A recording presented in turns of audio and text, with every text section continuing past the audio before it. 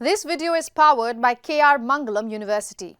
Trump's bid to justify the Iran war appears to be backfiring, with critics saying the United States has managed to lose in record time despite all of its power and claims of strength. Trump is now trying to compare the Iran war to 7 previous American conflicts, as if to place this brief and chaotic campaign in the same league as much longer, more established wars in U.S. history. Those earlier U.S. wars stretched on for hundreds of weeks, but in this case, Trump is being accused of effectively losing in just 6 weeks, turning the timeline itself into a measure of failure.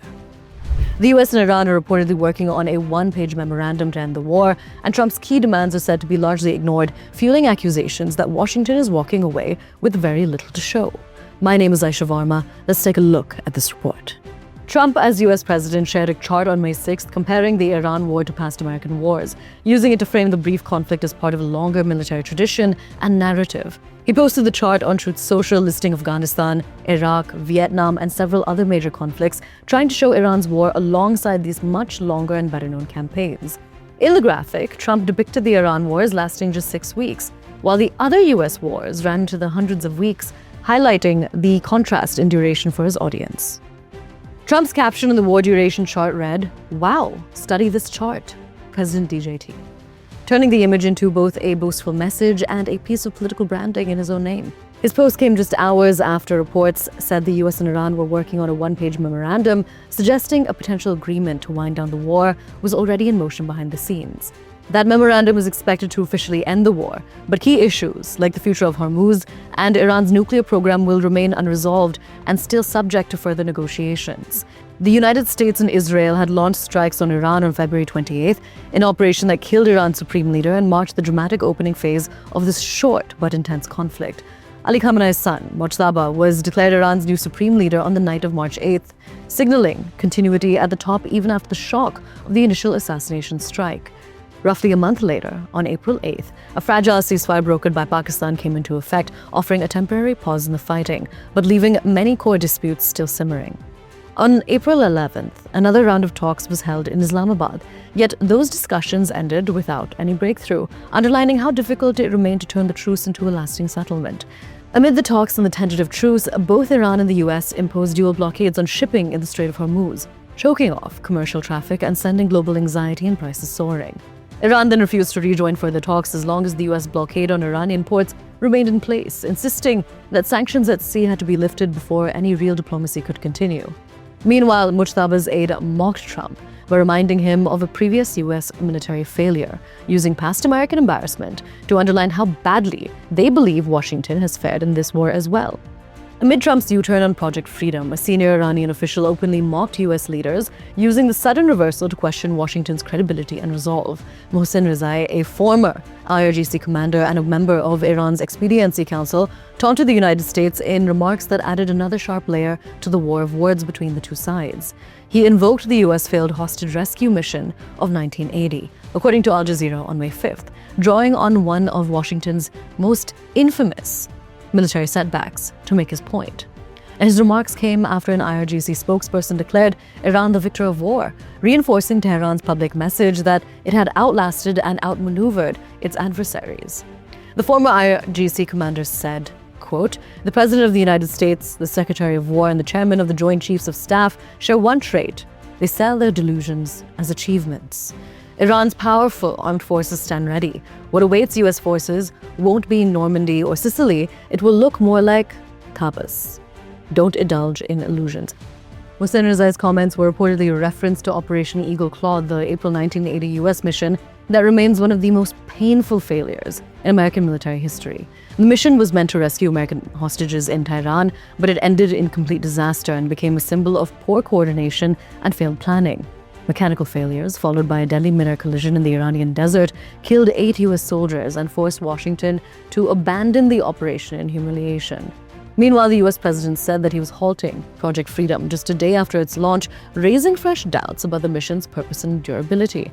The US had launched Project Freedom to guide ships through the Strait of Hormuz amid the Iranian blockade, presenting it as a rapid response to a growing maritime crisis. On the first day of the mission, Iran allegedly bombed Fujairah in the UAE and multiple cargo ships, sharply escalating tensions and putting pressure on Washington to respond. Trump said, and I quote, "Based on the request of Pakistan and other countries, the tremendous military success that we have had during the campaign against the country of Iran, and additionally, the fact that great progress has been made toward a complete and final agreement with representatives of Iran, we have mutually agreed that while the blockade will remain in full force and effect, Project Freedom will be paused for a short period of time to see whether or not the agreement can be finalized and signed."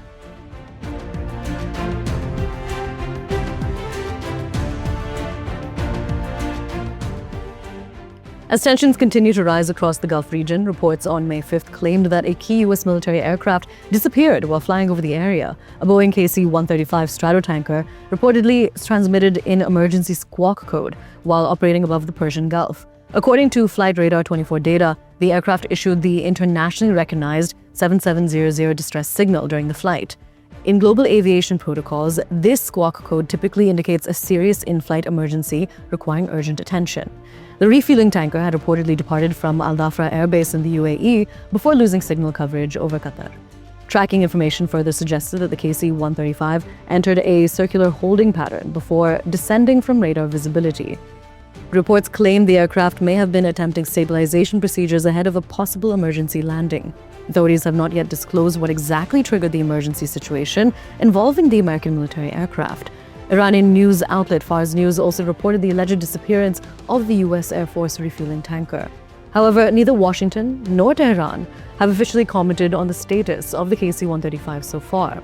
The last reported loss involving a U.S. KC-135 tanker occurred during Iran's attack in western Iraq in March of 2026.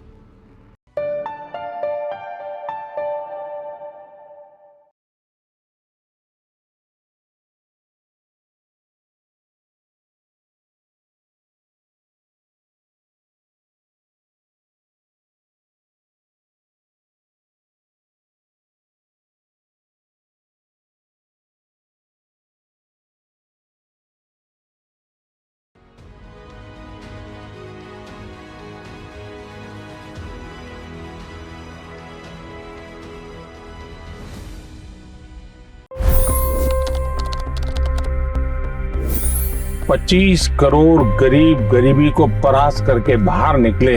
For the good of our nation, let's work together and let's truly make America great again. The fastest news breaks. Requested PM saying that look, you will have to speak to Putin and to Zelensky. The biggest newsmakers. The relationship with India is probably the most important bilateral relationship the U.S. will have for the rest of this century. The capital delivered quite an election result today. Expert analysis. The million-dollar question today is how to stop this dance of death. Ground reports. I'm standing at the crossroad of the Kumbh Mela. Behind me are more than 100 entry ghats. Long-form interviews. Exclusionary politics is reflected in Manipur case as well. You don't bother because this is a small state. Deep dive into burning issues. It's often said DRC could be the richest country in the whole world. It's because of what sits underneath. Why exactly did the US topple the Sheikh Hasina government? HD videos. We don't just break news, we break it down.